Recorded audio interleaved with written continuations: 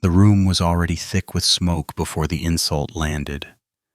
It clung to the low ceiling, mixed with cheap whiskey, sweat, and the kind of confidence men borrowed when they were drunk. This was one of those Harlem backrooms where deals were spoken softly and remembered forever. Laughter had been loose, careless, the kind that came from men who thought nothing in the room could touch them. Then the mobster leaned too far back in his chair and said her name. It wasn't loud, and it wasn't clever, but it was deliberate. He slurred his words, smiling, letting the alcohol do what courage never could. Bumpy Johnson's wife was no casual subject, and everyone there knew it. The music didn't stop right away, but it lost its rhythm. Conversations collapsed into half-finished sentences. Chairs creaked as men shifted, suddenly aware of where they were standing. The insult didn't echo because no one dared react. Every instinct in the room expected violence. Hands twitched toward pockets. Eyes measured distances. Exits were quietly calculated. They had all seen how these moments usually ended. They were wrong. Bumpy didn't stand up. He didn't raise his voice or reach for anything. He simply looked at the man who had spoken, calm and unreadable. There was no anger in his face, no warning in his posture. It was the expression of someone finishing a thought. A few men laughed nervously, unsure if this was mercy or something worse. The drunk mobster smirked, mistaking silence for surrender. He didn't realize the room had already decided he was finished. Bumpy took a slow sip from his glass, eyes steady, movements unhurried. In that pause, something shifted that couldn't be pulled back. The insult wasn't answered because it didn't need to be. Everyone there understood that the response had already begun. This was how power really worked in Harlem. Not loud, not rushed, not desperate. The most dangerous men were the ones who didn't react right away. They watched, they waited, and they chose their moment carefully. The mobster finished his drink, unaware it would be his last peaceful one. No threats were spoken, no orders given, no hands raised. And yet the outcome was already sealed. Men avoided eye contact with him, not out of loyalty, but foresight. They knew what happened to people who embarrassed Bumpy Johnson. It was never immediate. It was always complete. As the night dragged on, the insult lingered like smoke in the lungs. The mobster laughed too loudly, drank too much, unaware he was already alone. Bumpy spoke to others, business as usual, his tone light, his smile faint. That calm confused outsiders and terrified insiders. Because calm meant calculation. And calculation meant someone had crossed a line that could not be uncrossed. When the night finally broke and men filtered back into Harlem streets, the insult went with them. It traveled faster than footsteps and quieter than whispers. By morning, everyone would know something terrible was coming. They just didn't know when. And that uncertainty was the point. In Bumpy's world, patience wasn't mercy. It was method. He believed consequences should arrive when the victim felt safest. Waiting allowed fear to mature, to rot from the inside. The insult to his wife wasn't personal rage. It was public disrespect. And public disrespect demanded education, not impulse. Everyone in that room sensed they had witnessed the beginning of a lesson, the kind taught slowly, with consequences unfolding days later. The silence that followed was not relief. It was a countdown no one could stop. And somewhere between the smoke and the stares, a decision hardened into destiny. The room had gone silent because history had quietly taken notes, and someone wasn't going home. That night, most men in Harlem knew Bumpy Johnson as a force. Fewer understood the quiet gravity of the woman beside him. She wasn't loud, flashy, or present in back rooms where power flexed itself. She moved through the neighborhood with dignity, the kind that didn't ask for attention and didn't need permission. People noticed the way she spoke to shopkeepers, how she listened more than she talked, how she carried herself like someone who knew exactly who she was. She didn't borrow importance from her husband. She had her own. In a world where women were often treated as accessories or liabilities, she was something different. She was untouchable without ever demanding protection. Harlem understood that before outsiders ever did, Bumpy did too. Family wasn't an emotional weakness to him. It was a foundation. He believed respect started at home and radiated outward. Insulting his wife wasn't just crude language. It was an attack on order. The men who worked under Bumpy knew the rule without it ever being spoken. Business stayed in business. Family stayed off limits. Other mobsters bragged about their mistresses, joked about women, used them as currency. Bumpy didn't.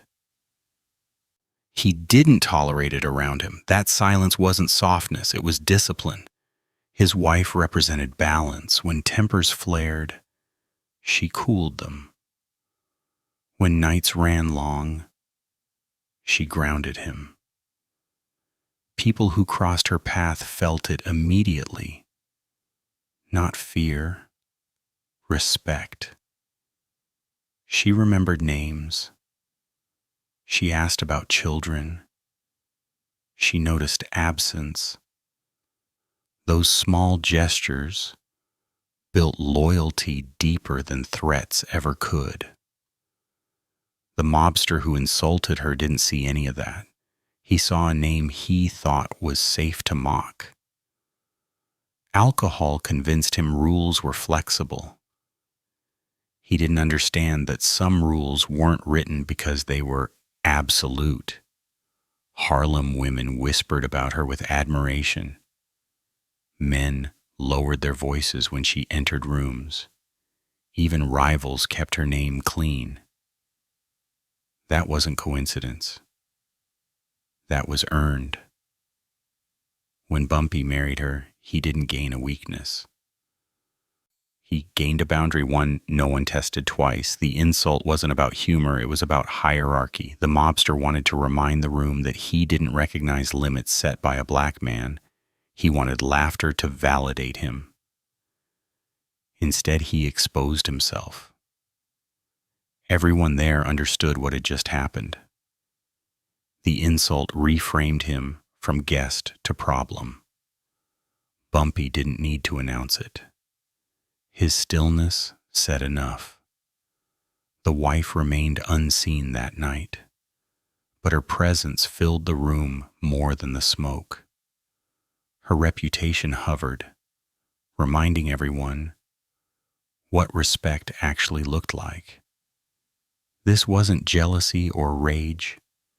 It was principle. Bumpy believed that how a man protected his family revealed how he governed everything else.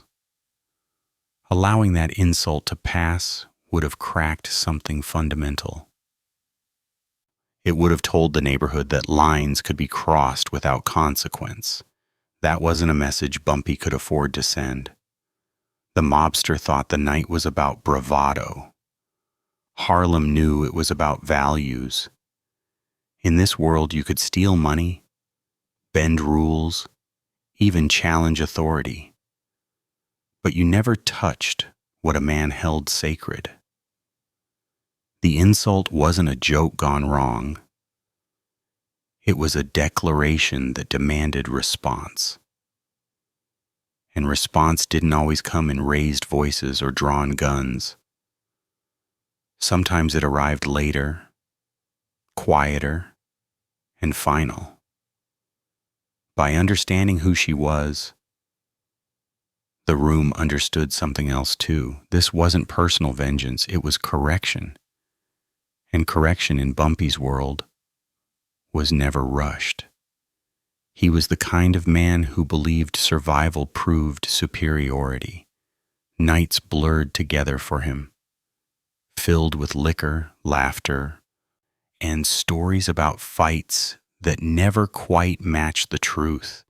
In his mind, every morning he woke up was evidence that nothing could touch him. He had insulted men before. Dangerous men. Men with reputation sharp enough to cut. And nothing had happened. At least nothing he counted.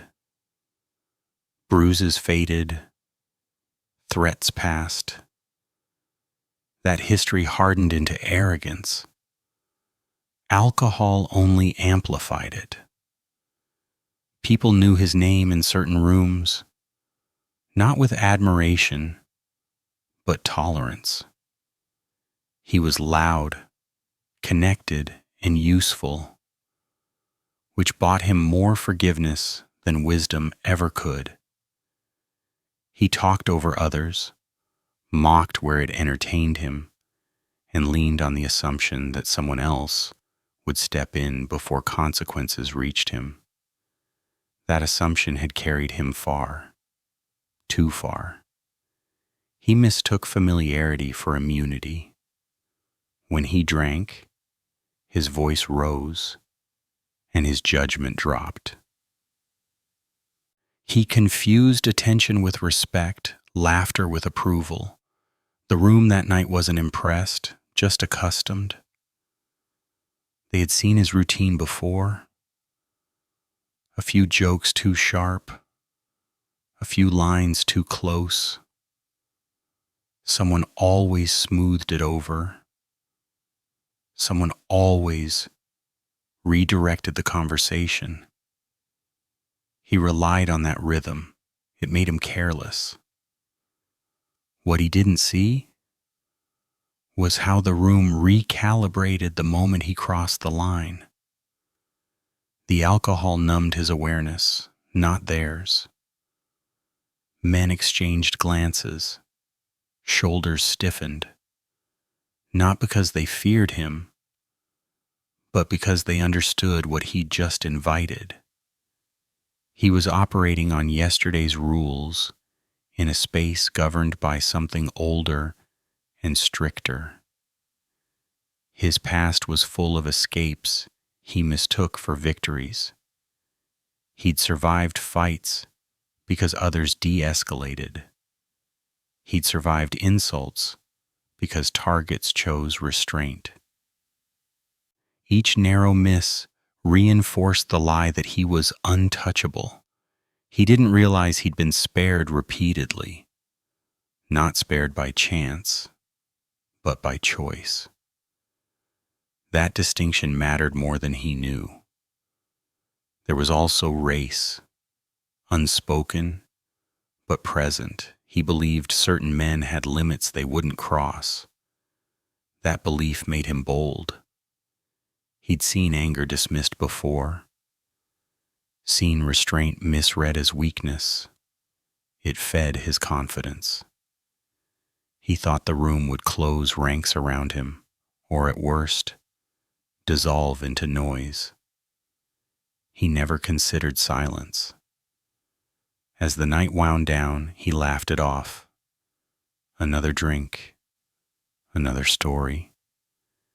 He slapped a shoulder, cracked a grin, and stood to leave. In his mind, the moment had passed. No gunshots, no shouting, no blood. Proof, he thought, that he'd been right again.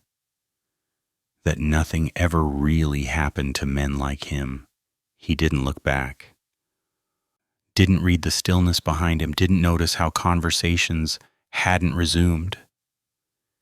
He walked out feeling lighter, convinced he'd survived another close call that wasn't close at all. The street air hit him, and he smiled. He believed the danger was over because it hadn't been immediate. What he didn't understand was that the absence of reaction wasn't forgiveness. It was assessment. In Harlem, noise attracted attention. Silence signaled intent, and intent, once formed, didn't need witnesses. His mistake wasn't the insult alone. It was assuming the story ended when he left the room. It hadn't even started. By the time his footsteps faded, the decision had already been made somewhere quiet. Not in anger, not in haste, but with precision. He had mistaken mercy for absence and delay for mercy. Men like him believed consequences announced themselves loudly. Harlem taught differently. Consequences observed first, then acted. Somewhere behind him, a man had stopped listening and started planning. And once that happened, time stopped being a shield. It became a countdown he would never hear, never feel until it was finished. By then, survival was no longer a question, only timing, distance, and witnesses who would stay silent. He stepped out into the night, convinced the worst was already behind him. Harlem breathed around him the way it always did, restless and alive, indifferent to individual pride. The door closed. Laughter and music dulled behind wood and brick. Cold air cut through the alcohol haze, sharpening his thoughts just enough to reassure him. No one followed. No shouting. No warning shots. To him, that meant safety. The streetlights stretched long reflections across damp pavement.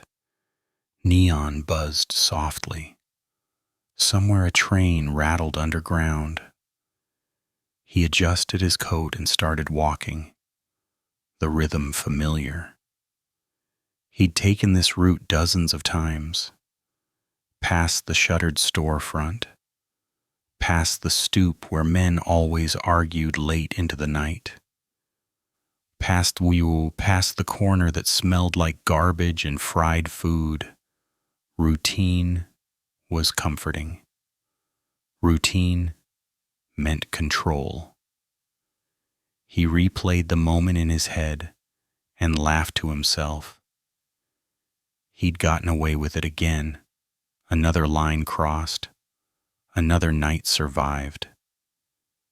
He imagined retelling it later, exaggerating the reaction, turning the silence into submission. He never considered that silence could mean something else. In his world, consequences came loud or not at all. Behind him, nothing changed. No footsteps sped up. No engine turned over. The absence of movement relaxed him. He slowed his pace, hands loose at his sides.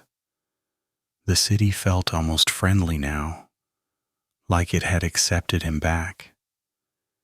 He whistled, off-key, filling the empty space with noise he controlled.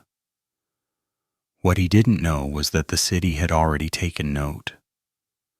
Harlem remembered things, not through gossip or panic, but through memory carried quietly. Windows held reflections longer than faces. Alleys absorbed more than footsteps. News traveled without sound. By the time he reached the next block, the story of what he'd said had already outrun him. Elsewhere, Bumpy Johnson was not visible. There were no orders barked, no men dispatched in a hurry, no phones slammed down. That absence was deliberate. In Bumpy's world, reaction invited mistakes. Waiting allowed clarity. The night wasn't about anger. It was about alignment. Timing mattered more than speed. The man walking believed time was on his side. Each step reinforced that belief. He checked his watch. Late, but not dangerous late.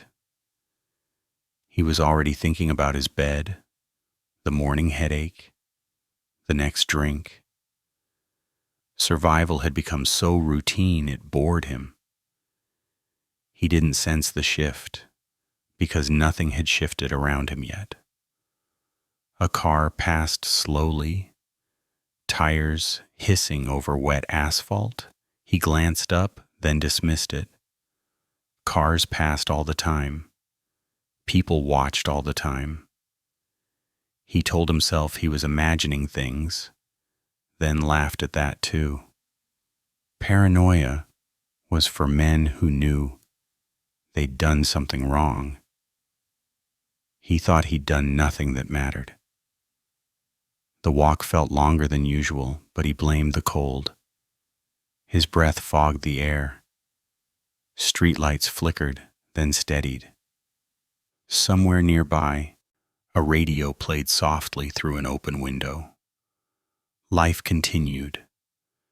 That, more than anything, convinced him he was safe. Cities didn't pause for funerals before they happened. What he never saw was the calculation unfolding without him. Not a chase, not an ambush. A correction being shaped carefully, away from crowds and witnesses. The night allowed for that. Darkness didn't rush. It waited until the moment was right.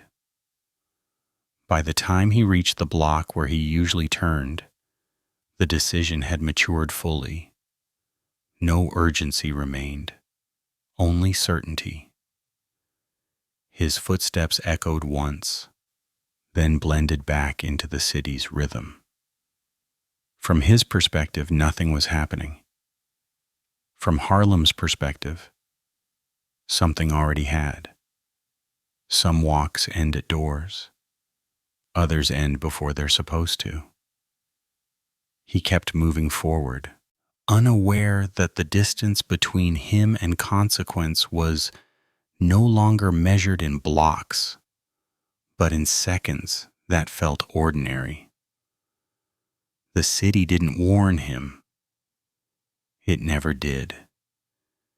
It simply let him keep walking, right up to the point where routine gave way to finality, and silence found a new place to settle.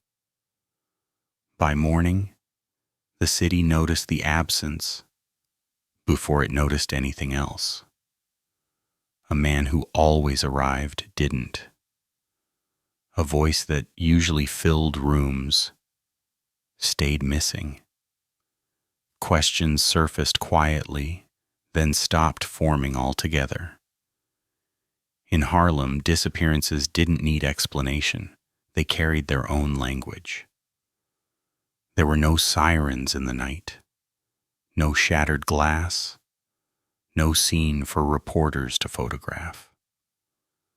The correction had been delivered the way Harlem preferred its messages delivered, cleanly and without audience. What mattered wasn't how it happened. What mattered was that it had. People who knew the man felt the shift immediately. His usual spots stayed empty. His name wasn't spoken loudly anymore. Phones rang, and conversations ended quicker than usual. A space had opened, and nobody rushed to fill it. That hesitation was the point. In neighborhoods like this, absence traveled faster than newsprint. No one claimed responsibility because no one needed to. Authority that announces itself invites challenge. Authority that operates quietly invites acceptance. Harlem had learned that distinction over time, through repetition. This wasn't chaos. It was order maintaining itself. By afternoon, the story had already changed shape, not in detail, but in understanding. The details didn't matter. What mattered was the cause. People remembered the room, the words, the stillness that followed. They connected the silence there to the silence now. That connection required no explanation. In Bumpy's Harlem, consequences weren't theatrical. They weren't meant to scare children or impress rivals. They were meant to restore balance. A line had been crossed. The response was proportional, measured, and final. Nothing more was required. Men who lived loud lives often believed they would hear danger coming. They mistook noise for warning. What they learned instead was that quiet was far more decisive. Quiet didn't negotiate. It didn't argue. It corrected and moved on. The mobster's home stayed dark that night.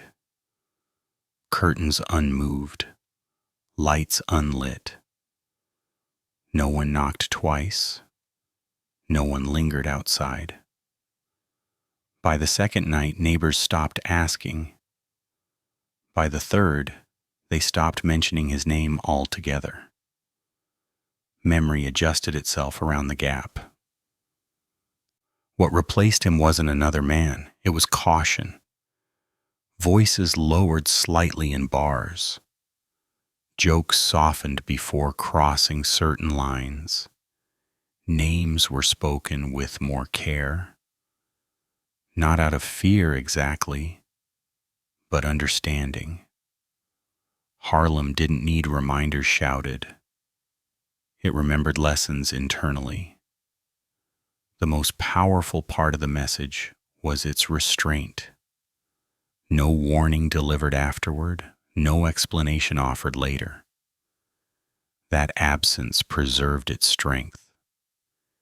Anyone could imagine what they wanted, and imagination did the rest of the work. The unknown stayed sharper than certainty. Bumpy Johnson never commented publicly. He didn't have to. His silence confirmed what people already believed. He hadn't reacted in anger. He had acted in principle. That distinction mattered. It told Harlem this wasn't personal chaos. It was structural discipline. By the end of the week, the insult itself felt distant, almost irrelevant. What remained was the outcome. A man gone, a boundary reinforced, order restored without disruption, businesses reopened, music played, life continued exactly as it should have.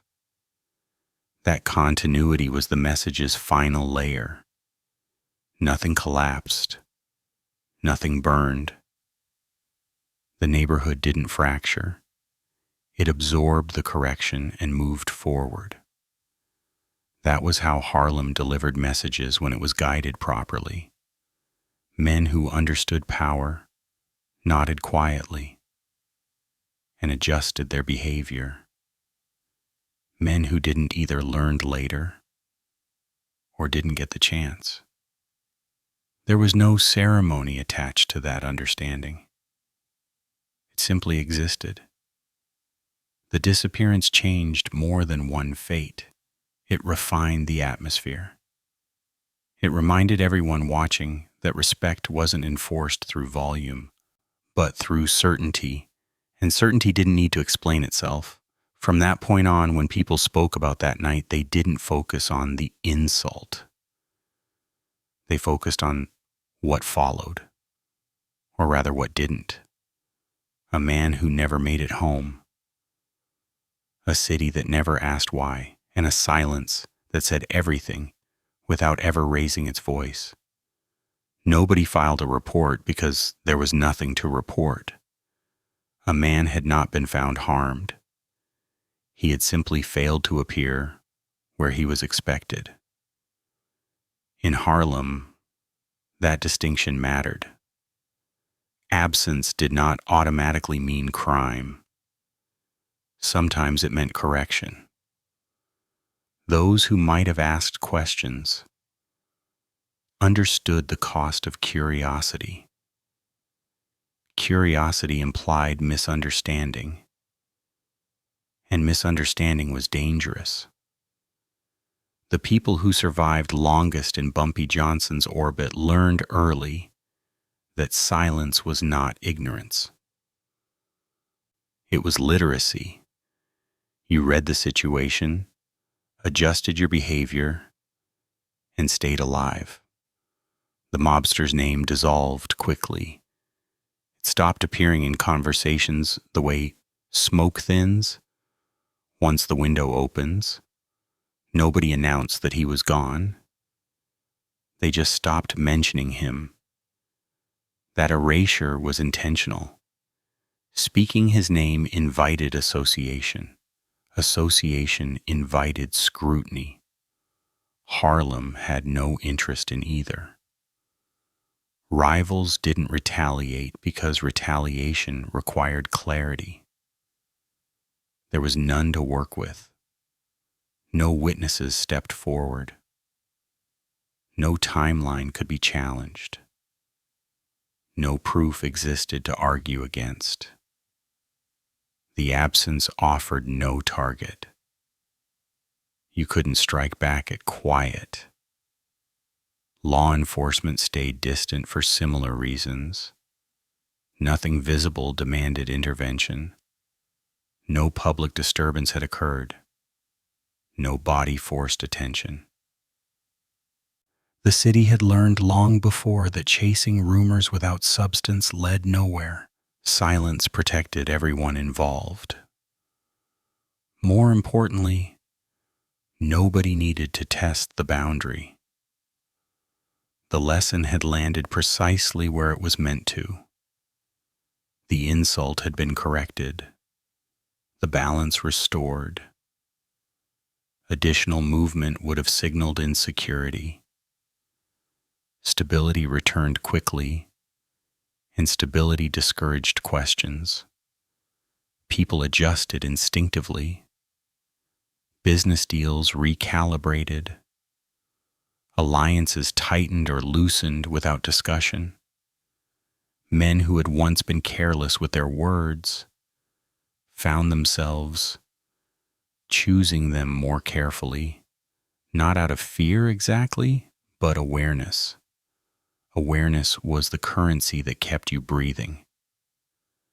Bumpy Johnson did not issue warnings afterward. He didn't reinforce the lesson with speeches or threats. That restraint mattered. It allowed others to internalize the meaning on their own terms. What people convince themselves of lasts longer than what they're told. The absence of retaliation was its own declaration. It told the neighborhood that this wasn't chaos or emotional reaction. It was governance.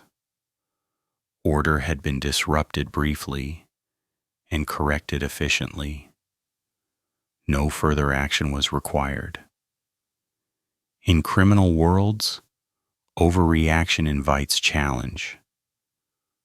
Underreaction invites repetition.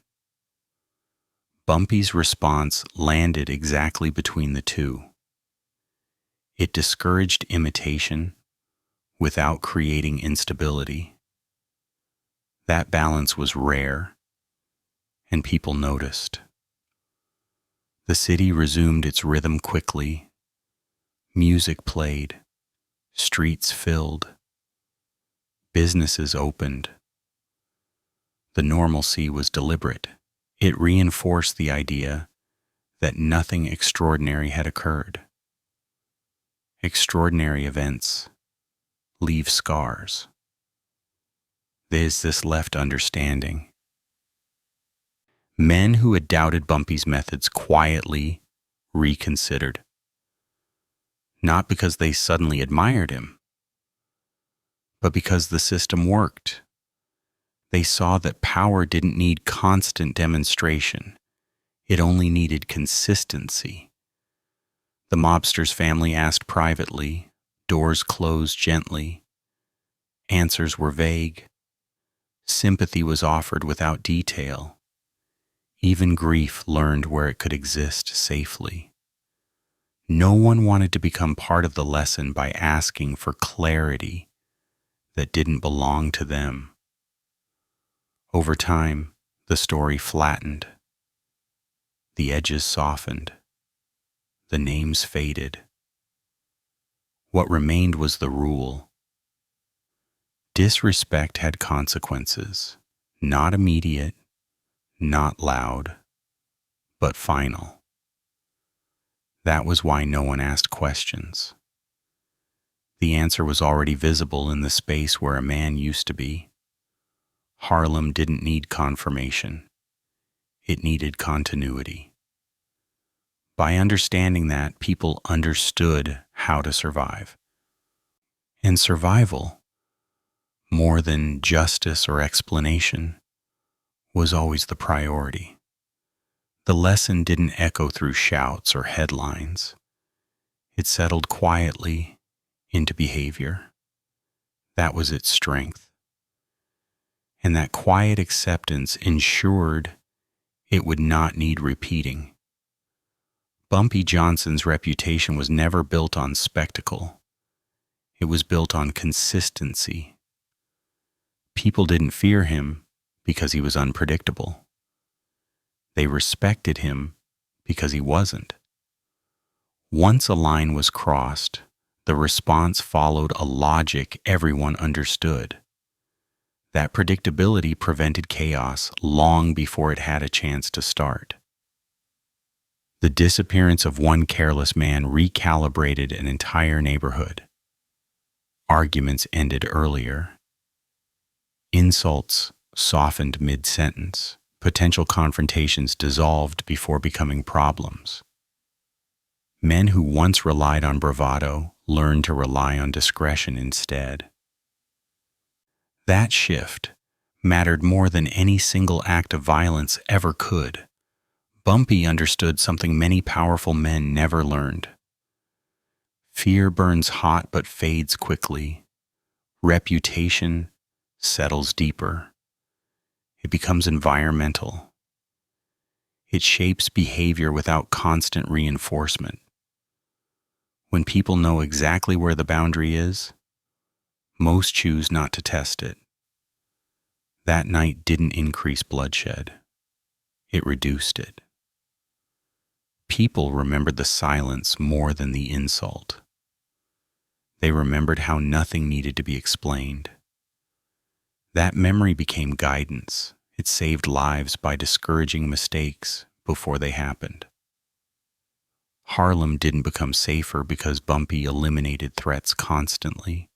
It became safer because he rarely had to. His restraint removed incentives for escalation. There was no reward in challenging him publicly. There was no glory in pushing limits that never moved. You could see it in the way meetings unfolded, conversations stayed measured.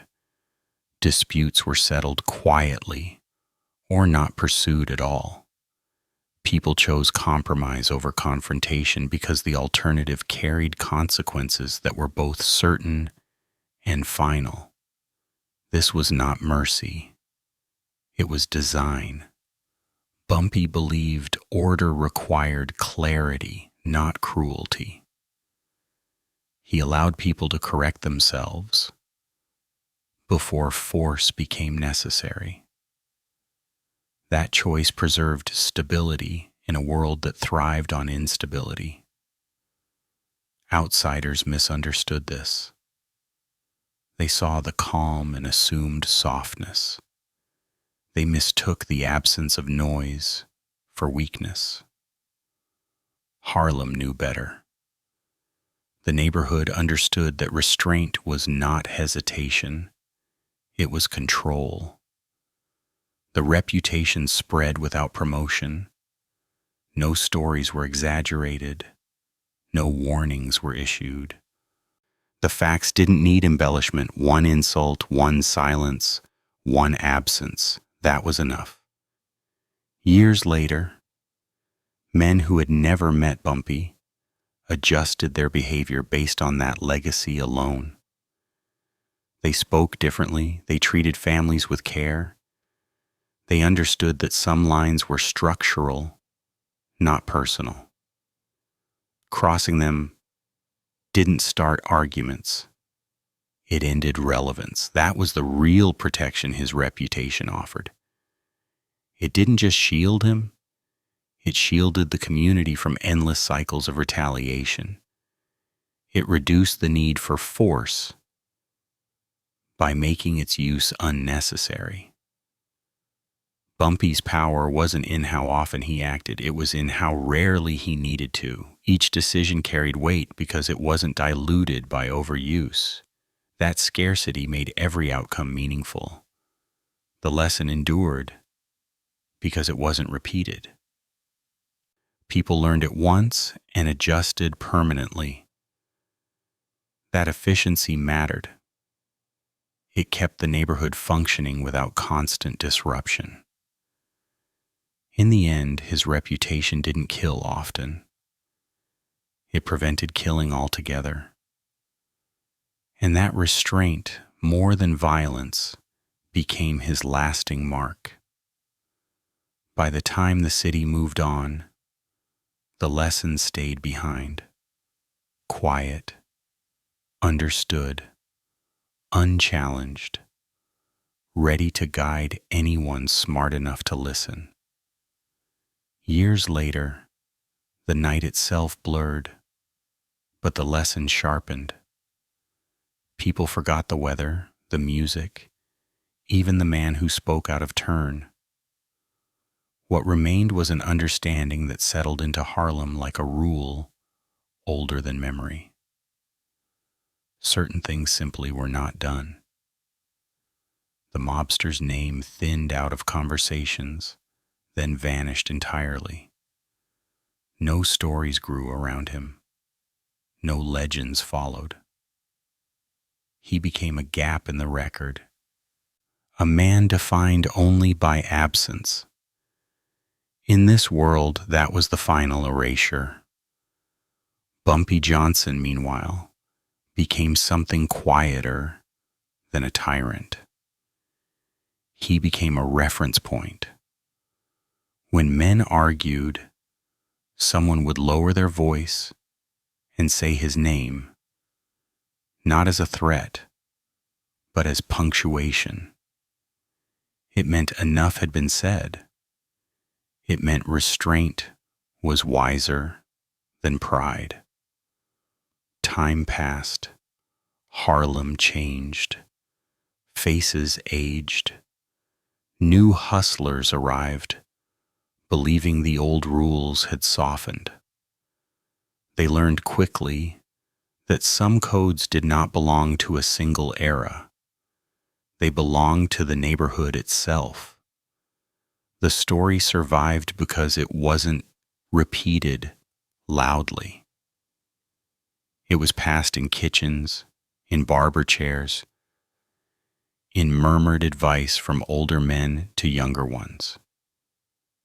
Don't mistake silence for safety. Don't test what doesn't need proving. Protect what matters or lose everything that follows. What endured was not fear, but clarity.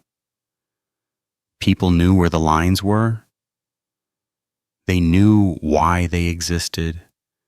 They understood that power without control was just noise waiting to collapse. Bumpy's restraint became his loudest statement. By choosing patience over spectacle, he wrote a rule that outlived him. Violence was no longer the measure of strength.